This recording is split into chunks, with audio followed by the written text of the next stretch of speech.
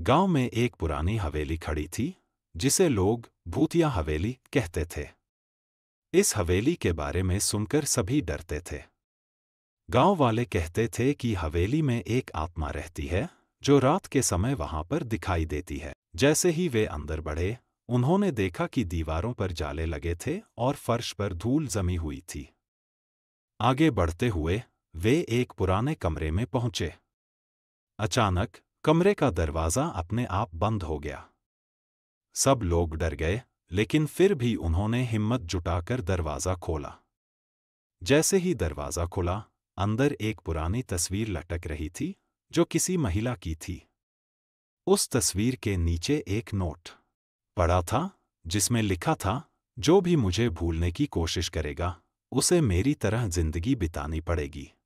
इतना पढ़ते ही अचानक एक ठंडी हवा का झोंका आया और कमरे की रोशनी हल्की हल्की चमकने लगी।